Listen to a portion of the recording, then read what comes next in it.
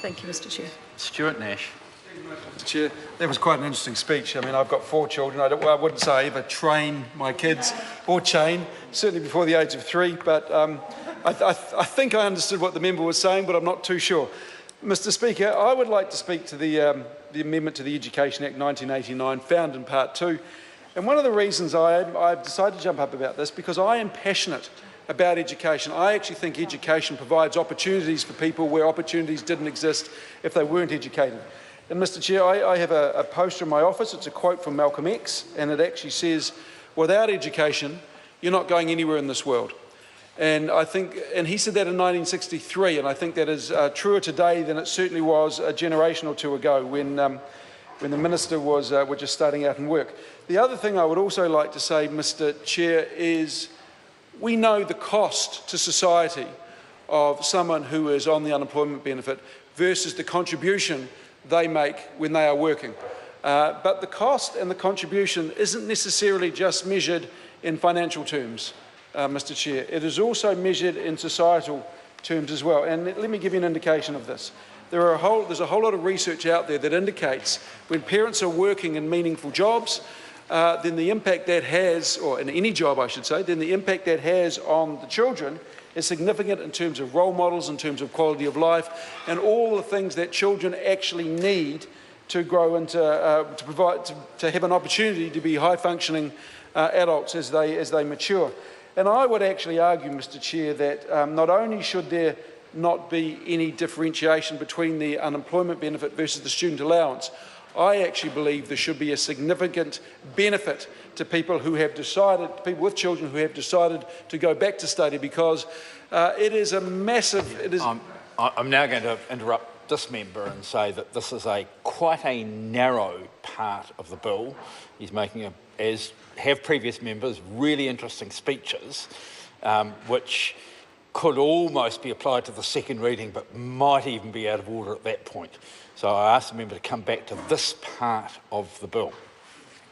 Thank you, Mr. Chair. And I suppose what I was trying to do was paint a picture around, this part of the bill talks about CPI increases and how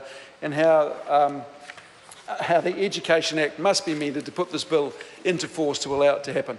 And if we look at section 303 3B of the Education Act, and this is actually added under 3B of the Education Act, and of course after this, on the 30th of April 2016, subsection 3BA is repealed, and this subsection is repealed immediately after. But I suppose what I was attempting to do, Mr. Chair, is just highlight the importance of education to society, and just say that any changes made under any act, whether it be the Support for Children and Hardship Bill or any other piece of legislation before the House, I believe should take into account the overall benefits, and not just the fiscal cost, but the overall benefits to society and those children in hardship. And we are talking about student allowances here. We are talking about CPI adjustments, and it's not a major amendment to this bill. It's not as if we're taking the Education Act 1989, which is in essence a very large piece of legislation which has been amended many times, and overhauling that.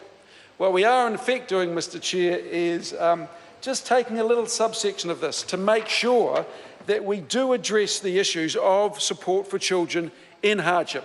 That is, I don't think, and I think it's agreed by everyone, I don't think there is a greater challenge in society today than supporting children who are in hardship. And we had the Children's Commissioner address some of the caucus members earlier on today, and we all know that he is doing a fantastic job in terms of highlighting the issues of children in poverty and child poverty, and what absolutely needs to be done to raise the awareness and lift these children out of it. And education is a way to do that, Mr. Chair.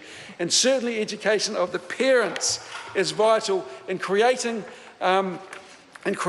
work habits that will lead these children into, create work habits themselves, I suppose.